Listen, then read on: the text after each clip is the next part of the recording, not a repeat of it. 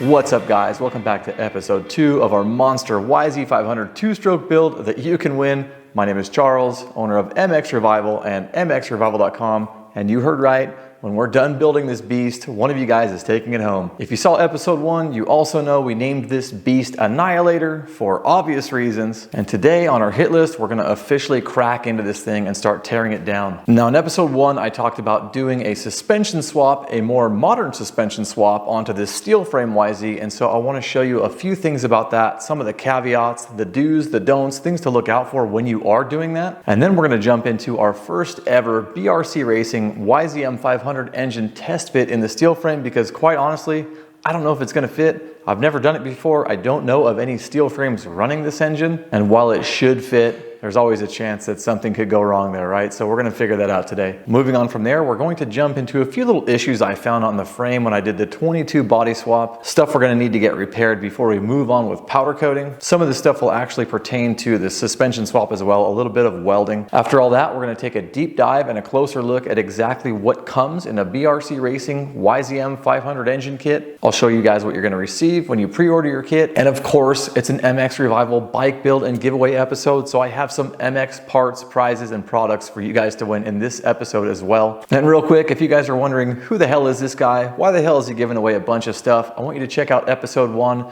It'll explain the entire contest, how you guys can win, why I do this, and it'll just generally get you caught up to speed with how this whole thing works. So enjoy that, then come back to EP2. Otherwise, let's go ahead and dive into the front end of this bike. We're gonna go ahead and pull the old stuff off. We're gonna start to mock up the new stuff. And real quick, I just wanna show you what you guys are getting into when you do this, what years to use, what years not to use, what you can and can't reuse, depending on the year of suspension you choose, and so on. Don't worry, I won't make it as confusing as it just sounded. I actually can't even believe I got all that out without choking and saying it 14 times. All right, guys, go ahead and start by removing your front wheel, obviously. We got something funky going on with this front end. The hub actually rubs one of the fork guards, so I'm thinking these guys did the wrong triple clamps when they swapped. This is actually a WR front end. I can tell by some of the lug castings. Maybe I'll show you that later. All right, moving on to up top. Go ahead and pop off that front number plate. Next thing to go are these old bars. Of course, all of your controls need to come off as well. We're just gonna let them hang since the bike is about to totally be disassembled. Not too concerned about that. All right, all the controls are out of the way. Brakes, kill switch, etc. Go ahead and get rid of these. Good riddance. Bring this soon-to-be monster back up in the air. Gonna get rid of that front fender. Always more convenient when there's only 3 bolts, right? Wonder who did that. What a hack. Oh yeah, it was you. Brake line guide. Caliper. Little hose clamp action. Brakes are gone. Bring her back down a little bit. As you can see, loving my lift stand, guys. Last but not least, pull these fork tubes out. Come out nice and easy. That's always nice. Last one. There she is. All right, guys, so here we are. We are down to our set of clamps in our frame. And as you can see, these clamp colors don't match. They have a different finish. This is off a much newer bike, probably 05, 06, a little bit newer. These are probably the originals down below. And I think that's why the forks were rubbing the hub down below. The axle was sticking out of the fork lugs a little bit, and the hub was actually rubbing one of the fork guards. So I think this is too narrow. So it worked. They slid out easy, the old forks, but anyway, something wasn't jiving there. Doesn't really matter. So the first thing I'm gonna go ahead and say about doing fork swaps on the steel frame, or probably any other bike for that matter, is that you're gonna need to reuse your stock stem, and we'll pull this out of here in a second. If you're pulling a front end off of a 4-stroke with SSS, 4-stroke Yamaha, then you're gonna need to go ahead and press the old stem out of the 4-stroke setup, push the YZ stem into the 4-stroke setup. You got a little bit shorter a stem on the 4-stroke stuff. So that's step 1 there. The second thing I want to talk about is the frame stop here, where it contacts the triple clamps. Oh hey, a clutch cable. So this is where things kind of start to get a little bit more important. Now if you're doing a front end fork swap off of a 06 or 07 450, 250F, one of those 2 4-strokes, then when you put all that stuff on the front of this bike, those triple clamps from the 06, 07 are going to hit this stop properly, and that's a good thing, although it will have some limited range, so it won't go quite as far. It will contact the stops sooner. Not a big deal when you're riding. You never really ride and steer lock to lock. It's very unusual. So most guys can get around that when they are using an 06, 07 4-stroke front end on their old steel frame. Now we're gonna pop this off and I'm gonna show you guys what happens when you use a 2008 or newer on one of these steel frames. That's where some of the cutting and welding comes into play. So we'll go ahead and bust this top nut. That's right, I said it. These are almost always a 32mm nut. The bigger nut you can bust, the better, right? You guys are animals. So out of the way goes the top clamp. Somebody put this washer on the top. It actually goes on the bottom. Nice try. Oh man, they got the freaking bearing seal missing too, so water's going straight into the stem. Neato. Now for this nut up top, you're supposed to use a spanner wrench. Currently, cannot locate mine. This is a very low torque item. Sometimes you can even spin it off by hand. Well, there you go. But if you can't and somebody over tightened it, channel locks are okay. If you're worried about scratching it, put a rag on it, do your thing. It's really not a big deal. Go ahead and feel free to leave me a mean comment below. What is going on here? We have like a stack of washers. These are the skinny ones that go under the top clamp always. There's 3 of them. Not sure what's going on there. And anyways, there you go, she's out. All right guys, so here is our new donor set of triple clamps. As you can see, the top and bottoms match. Not gonna matter. These are gonna get recoated really soon. Anyway, so first off, I don't remember if this donor front end I bought you was for a 2-stroke or a 4-stroke. So we're gonna find out because the stem length is gonna tell us the story. And regardless, so far, all this stuff is in the right order, unlike the stuff we took off. So it goes nut, regular washer, top clamp, then there's this little shim washer that we just found 4 of on the old setup, and then you got your spanner and so on. Dust seal that was missing from the other set, bearing. You get the point. Boys, we are ready for insertion. And like I said, I can't remember if this is off a 2-stroke or a 4-stroke. I think the important part is that I bought you a triple S front end. So, okay, it's a 4-stroke.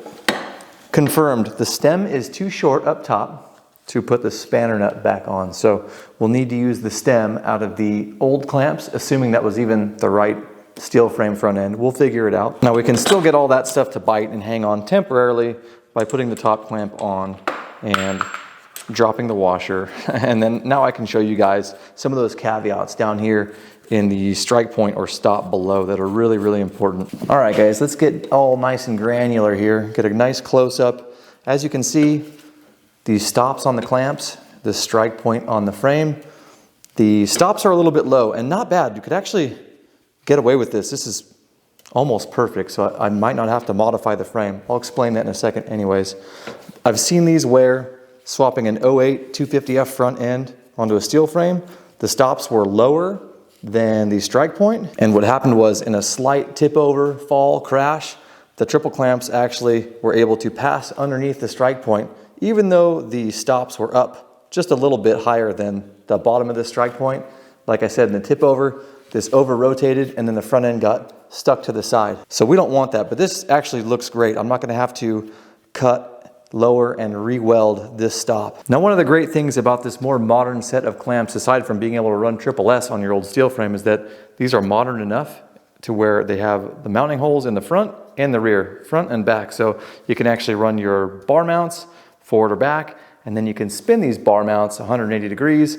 That actually gives you 4 different positions throughout the combination of the bar mount style and all the holes. So that's really great. And all of that wonderful stuff aside, here are some of the caveats you're gonna get into when you use the 06 to 07 front ends off 4-strokes on the steel frame, and then the 08 and newer, because they're quite a bit different and it really depends on what you're trying to do, what your budget is, all that sort of thing. So we went over the stem. You need a longer stem. So again, 4-stroke donor front end, you need your old stem from your steel frame pressed into the 4-stroke donor clamps. Thing number 2, you're gonna wanna keep a close eye on the strike points and the stops on your lower clamp to frame.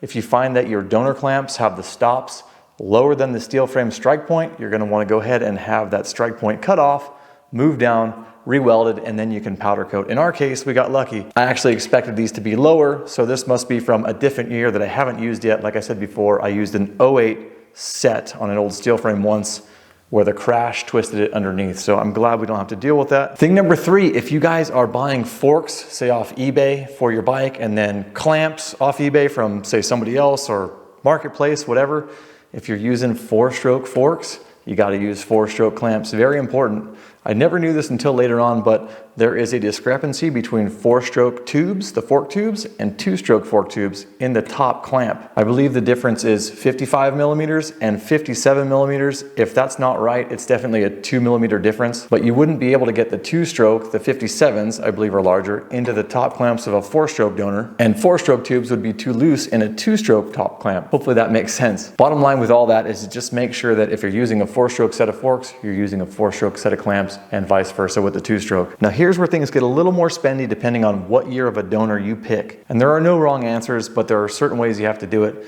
if you go with an 06, 07 SSS front end for one of these, or 08 and newer. If you're using 06, 07 front ends, they bolt right on really easy. As mentioned earlier, you get a little less range of motion when you're steering a lock to lock, but it works fine. 06, 07 front end is great because you can reuse your brakes. This brake caliper is the right size. It bolts right onto 06, 07 lugs off the old steel frames. You can reuse your front wheel. Everything's awesome, right? Only bummer that most guys don't like is if you're using 06, 07 SSS front ends, you have to run the old style fork guard. Now these aren't old like your front brake goes all the way down the front, wraps under your wheel and all that stuff. They're still the CR style brake line routing, so that's good. But the fork guard itself, the plastic, is of the 05, 06, 07 Yamaha lineup type. I think it looks fine, not a big deal. And then all your stuff fits, so great option. Now if you're using an 08 or newer front end on your steel frame, you can still reuse your front wheel, that's great, but you will also need the braking system off an 08 or newer. So now you gotta spend a little more money on brakes. Your old brakes off of your steel frame are not gonna fit the 08 plus front end. They went down to a smaller caliper. I'll go get it real quick. Had to buy you guys one of those as well. And so with the 08 and up front end, you do have to buy a front brake system, but it's also smaller, better looking, and it's the updated set, so that's really nice. Probably works a lot better than the old stuff. Now the trade-off here is that you also get to run the newest style fork guard. So probably 23 has the same bolt pattern. So 18 to 23, you do get the better looking fork guard, but you may have to buy a new front brake system. Maybe you'll get lucky and your donor front end just came with all this stuff that you need already. Now the last little issue I can think of that comes up when you're doing one of these swaps on a steel frame, and you guys remember the steel frame stem is longer, what that does is it moves the 2 lower mount points for your front number plate further down. And so sometimes when you're all set back up, those little posts are just kind of barely hanging on to the plastic on your bike, and maybe you have a hard turn, a fall over, your number plate might pop off on the bottom. And like I said, that's because the clamps got further apart from one another when you did this swap due to the longer YZ steering stem. Now there are ways around this. Some guys add bolts in down there, or they weld on a little bit more material to get that number plate to grab onto those bottom posts a little better. And guys, when I say bottom posts, I'm talking about these 2 little fangs here that your number plate sits on. And then the easiest way by far to get around all of this and then the length issues, so on, is to go ahead and buy yourself a Sycra stadium plate. That's that number plate that looks really cool and it zip ties onto your fork legs down below. And so then it doesn't really matter. You just have the one bolt in the top and center, and down below your plastic front number plate just zip ties to the fork legs. It takes care of itself. If you guys are gonna run the Sycra Stadium front plate on your front end, make sure you put something protective, some decals, something to protect your forks from the plastic vibrating and rubbing on it, because it will eventually dig through your Kashima or whatever special coating you have and leave these really ugly marks on your fork tubes. So something to look out for. So let's go ahead and test and see if our regular OEM 22-23 front plate actually fits this setup and eliminate one more thing, right? All right, let's check it out. So we have our 2 mounting holes at the bottom, as you can see, 1 and 2. And do they even line up with the posts? Yes, they do. Very nicely, in fact. And I'll be damned, this thing looks pretty good. Although, you know what, guys? I don't have the spanner nut on. So let's say the spanner nut brings us up just a little bit. Say right about there.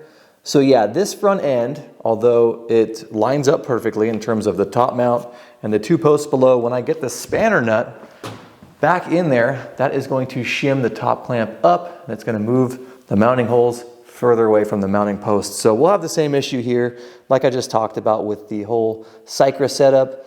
If I'm gauging it kind of just by eye here, I can even slide the stem nut right under the plastic and get a feel for it. We are going to be basically right on the very, very tips of these mounting posts. So just like I said, so guys, I know that's a lot of info flying around about front end swaps on this thing. It's not complicated at all. If I went too fast, or if I was too jumbled up, or if I didn't make any sense at all, just drop me a comment below. Happy to help you out. But in the end, it is a very easy swap, and it will make your bike handle a lot better. Stuff that wasn't even around when your steel frame was initially rolling off the assembly line. And when you guys enter to win this bike on mXrevival.com, it's not gonna matter. It's just gonna come with the damn front end in it already. And the Triple S shock, because we're not half-assing it. All right, guys, I'm about to tear into this old heap. I'm gonna get it down to the frame. Really, really anxious to see if this sucker is gonna fit in that frame. And man, I love my new microphones. I can wander around and you guys can still hear me. Really, really cool. DJI mics, by the way. This sucker, we're gonna test fit it. I'm tripping that we even have this thing, guys. So needless to say, excited to be starting this build for you guys. Excited one of you guys is gonna win it. And coming up here soon shortly, we'll have another giveaway. So hang in there, it's coming. I'm gonna go ahead and start tearing this thing down. I need an hour to myself or so, get all the coolant drained, everything busted out. And the next time you see it, we'll be ready to go. We'll be ready for our test fit. I will see you guys in a minute.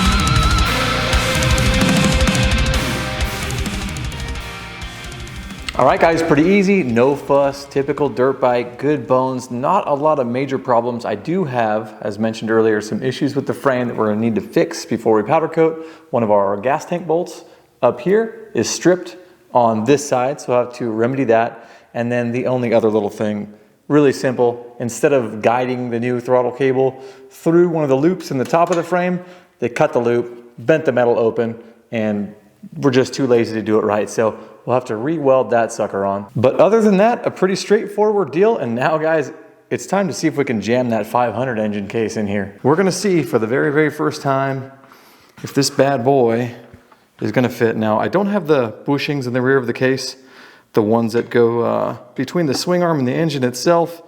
And another interesting thing, seeing this go in with the jug on it, because it's absolutely massive. Let's see. All right, man. Oh, it's kind of the first look right there, isn't it? Holy hell, that's a monster. Okay, now I've got some bolts here. Had to wipe them down. They were covered in some kind of sludge, man. This thing was super nasty. I'm not trying to get our fresh 500 all gummed up. All right, we got the lower bolt in, and we've got clearance up here. Let's do the second bolt. Second bolt is, let's see,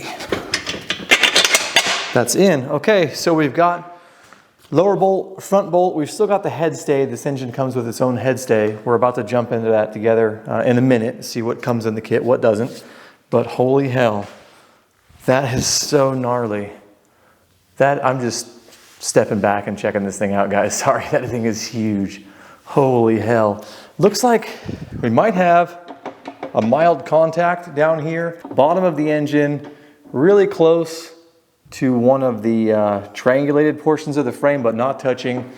Looks like the power valve assembly and solenoid out here are not touching anything. And what I was really curious about was the ignition. We have to check that out. I don't think the ECU is gonna fit the way it used to, and I'm gonna grab that right now. All right, guys, so we have our ECU here, and this previously, through this little hole, sat on this flat tab, and it sat forward. So this portion right here slid right onto this tab. So now we don't really have the room for that. We're gonna be hitting the jug. So it looks like we have room forward of this flat strap that this little rubber ECU holder would live on. So I think if we just bend this tab flat, completely flat this way, then run it in this direction, we'll be able to pretty much just move the whole thing back. And I thought about flipping it upside down, because if I do that, I can tuck it into that area there.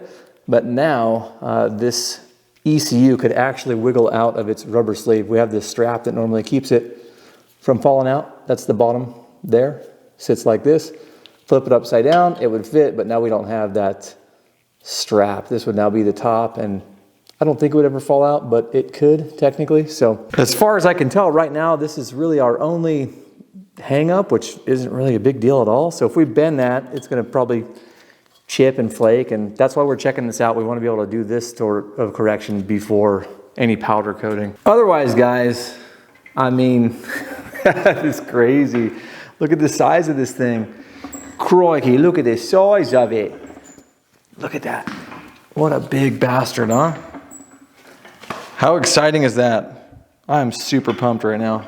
So real quick, and it won't be super accurate, but we're gonna go ahead and drop the swing arm in there too, just to see. We don't have the collars, as mentioned earlier, pressed into the back of the engine case yet. That is what would normally sit in here against the swing arm.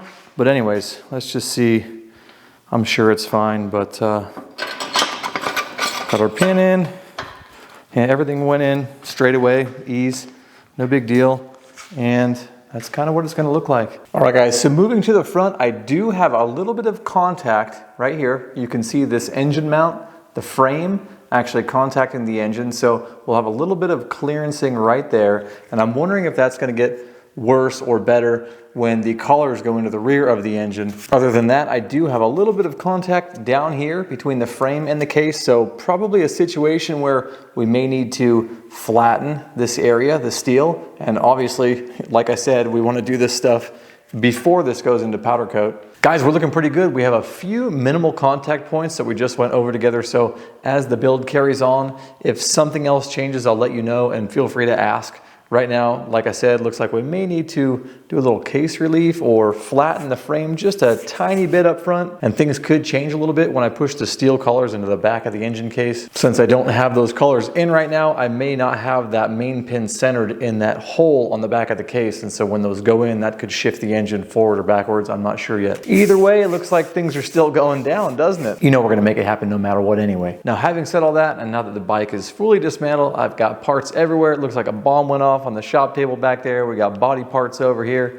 I'm gonna go ahead and be able to start boxing things up. We've got special suspension coatings. There are a few little radiator mods we need to do to this thing. Some of the spigots need to move for the hoses to be relocated. We've got a ton of ceramic coating coming up, Cerakote galore all over the place. We've got the powder coating, vapor blasting, re-zinc plating, all that sort of thing. And so this is gonna be a build for the books. I gotta say, like, I can't believe this thing is even here. And I gotta say, when you uncrate this engine and you're like, wow, this thing is huge, it looks even bigger when it's in the frame. But on that note, guys, let's go ahead and jump into what you guys get when you pre-order one of these YZM500 kits from BRC Racing. We're gonna do a little unboxing together, something I previously recorded, and I hope you enjoy it. After that, we're gonna get into today's MX parts giveaway, so get stoked. All right, guys, we are on the bench. We are finally gonna crack open the YZM500. Honestly, can't even believe this is happening right now. So excited to share this with you. I can't even believe this. All right, we have a gigantic black snake. Just kidding, silicone hose. That's for a radiator modification that's going to occur during this series. We have our piston, 500 piston. Believe it is a CR 500 piston. Common parts, which is very important. We've got the cylinder head, ignition cover, kit parts. All right, we got some big stuff in here. Let's make some room. We have an FMF exhaust pipe. Gonna need that. This kit comes with exhaust, front, rear, header, silencer. Ooh, this is a nice piece here. We have the stamped version, header, exhaust pipe, very nice. I already gotta make more room again. It's an 8-foot table. Cylinder. Of course, guys, we're gonna unbox all this stuff too. We got our crank, balance shaft, and more kit parts. Now, balance shaft, this engine is counterbalanced, a lot like a new KTM, to reduce, if not eliminate, most of the vibration a two-stroke engine would commonly make. That is huge. Got our gaskets, probably some instructions. Yep, BRC YZM500 assembly diagrams. Looks like our last bit would be the engine cases. So I'm gonna go ahead and start cracking all this stuff open for you guys. Damn, such a nice pipe. That thing looks Really, really good. I love the welds. I love the raw on this. So amazing that it's actually included in the kit. And I don't know about you guys, but I'm feeling like meat and potatoes right now. So I'm gonna go straight for the engine cases. Oh, this thing's a freaking monster. Dude, what an absolute work of art. That is crazy. Man, all right. There you go, guys. Monster engine cases. Huge, brand new. Can you imagine designing and building new engines? Like, that is insane to me. This sucker is huge. Oh my God, how cool is that? It's got all the bearings, all the seals already inside, all the hardware holding the cases together that you'll need. Just freaking gorgeous all the way around. Just an amazing looking piece of kit, man. Oh my goodness. All right, let's move on to the cylinder. That way we can lay that thing on top of those cases there. Get an idea of what we're looking like. Just absolutely freaking massive cylinder. Just a tank. What a beast. Oh my God. There we go. So there is the YZM500 cylinder. Guys, it's a tank. It is just huge. We have a exhaust valve inside here. This is something none of the Hondas came with back in the day. So we have a counterbalanced exhaust valve equipped YZ500. I don't know about you guys, but I cannot wait to get this put together and out on the track. We are riding this thing. Let's go ahead and get you guys the close-up you deserve, the close-up the engine deserves. Got our cases, got our Gigantor cylinder. I'm not going to force it down. We got some alignment dowels going on there. We'll get to that when we assemble this in episode 3. All right, let's get into the cylinder head over here and the ignition cover. Check those out. Got some more beautiful parts here. BRC. So this thing's going to go on the other side. This is going to cover the ignition system and the counterbalancer. Now we've got our monstrous cylinder head. Another beautiful part. Looks like we've got a spot for an auto decompressor mechanism there. Make it a little easier to start. That'll go something like that. Yep, auto decompressor faces out just like the choke on a carb. We've got a few more parts in here. It looks like we have some head stays for the back of the cylinder tied into the frame. Radiator hose clamp, that's for a radiator modification. Heavy duty clutch springs, yeah, you're gonna need those. This thing is putting out over 65 horsepower. Exhaust springs, that's nice, that's part of the kit. There we go, there's our head stays we just talked about. Got some cylinder head studs, we got our balance shaft keys, cylinder head bolts, a very specific clutch cover bolt, top location, ignition cover bolts, and then a few more water pump cover bolts. That's everything in that package. I want you guys to get a very well-rounded, long-winded review of what's coming in these kits when you pre-order. Very high-quality Vertex piston. It's a really great brand. This comes stock in all the KTMs. As a matter of fact, it's the full kit. You got your rings, your wrist pin bearing, and then of course a absolute juggernaut of a piston. And it looks like lastly here, guys, we have the crank, the balance shaft, aka the counterbalancer. Looks like we've got a special radiator hose here with the BRC logo. That actually kicks ass. That's really cool. I like that a lot. This one's labeled kit parts. Looks like we got some O-rings for your cylinder head. We've got our water pump shaft. We've got our water pump bearing kit. We've got our sprocket shaft spacer, sprocket shaft bearing inner race, okay. Install on shaft before installing transmission. Sprocket shaft tab washer, that's like the lock washer for your front sprocket. Got your O-ring that keeps the oil in your engine behind the output shaft. Decompression valve, cool. We got a little pull tab there, just like I mentioned the choke earlier. We've got radiator weld-on fittings and plugs. Oh, that's cool. Okay, great. So when we modify the radiators, we basically have the spigots we need already. Fuel tank spacer, right side, right? So we'll figure out what's going on with that as the build transpires. Got our water pump cover. Ooh, look at that bad boy right there. We've got our counterbalancer. Got a timing mark on it. Align with crank line on large gear. Cool. So there's our counterbalance shaft. And then here we have our crankshaft assembly. Got a nice note on the bag letting me know that some of the parts in here are loose so they don't hit the deck. And there she is. We have our complete crank assembly, Got some gears here. This is what he said was loose in the notes. Fresh and ready to go. Made in Japan is the Rod Pro X. That is some super high quality stuff. You cannot go wrong with Pro X. It's basically OEM quality. Can't argue with millions of dollars of Japanese R&D. And that pretty much wraps all this up. So I'm gonna get everything laid out on the bench and we can pan over it with some super silky B-roll. So here we are, guys, all laid out on the bench. This is the complete YZM500 kit. This kit will include an FMF power core silencer, limited edition I might add, the gorgeous stamped version of the head pipe. There's actually a cone pipe available as well. You have your complete crankshaft assembly, top end kit, massive jug, of course your cylinder head, your head stays, ignition cover, engine cases, fully loaded with bearings and seals, water pump cover, balance shaft, all the hoses you need for your radiator setup, and then a lot of applicable hardware. Of course, you'll also receive complete instructions and a complete gasket kit for your new YZM500 engine. Guys, this kit is gnarly. I'm absolutely jealous of whoever ends up winning this thing. I want it really bad. I've even considered selling a few of my toys to make this happen for myself. We'll go ahead and focus on yours for now and see what happens later. Now guys, it's time for some MX parts giveaways. Today I'm gonna fire the first giveaway off with a comment giveaway, just like I did last week. Regarding last week's giveaways, if you won Cameron's Prime MX pads, which was something you had to have entered to win Annihilator in order to be eligible for, I will be sending you an email because I have it. And the other comment giveaway, we had a brand new, you can still check them out, unreleased set of Onium photons. So this was our comment giveaway.